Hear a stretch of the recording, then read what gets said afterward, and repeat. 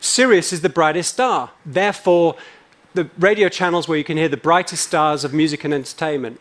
And Red Bull associates to a drink with bull-like qualities such as power and confidence.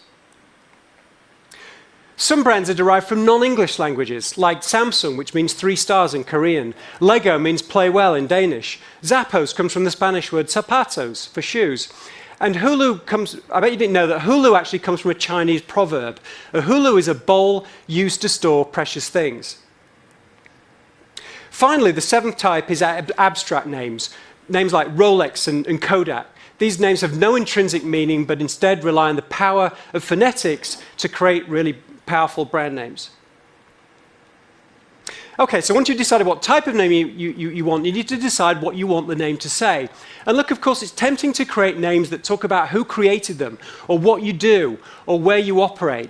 But the best brand names don't describe.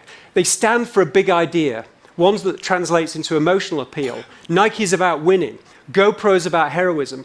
Apple is about simplicity and usability. And Google comes from the math term. That's a 1 with 100 zeros after it. So that really big number helps support the company's really big original vision to organize the world's information. So as you think about your new brand, think carefully and ask yourself, what's your big idea?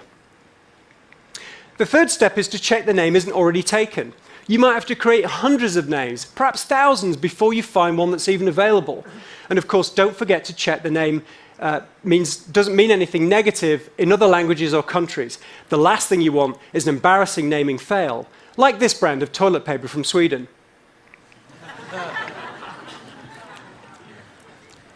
Finally, a few words about Alphabet. The parent company of Google and now one of the world's most valuable companies.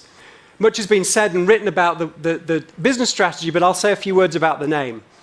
Is Alphabet a great name? You bet. First of all, the name is an idea. As we all know, an alphabet is a set of letters that forms the basis of all language and communication. Second, the name provides a playful link back to the companies underneath. G for Google, C for Calico, N for Nest, X, and so on. Third, the name encourages Wall Street investors. Buy this stock and you're making an alpha bet, one that will outperform others.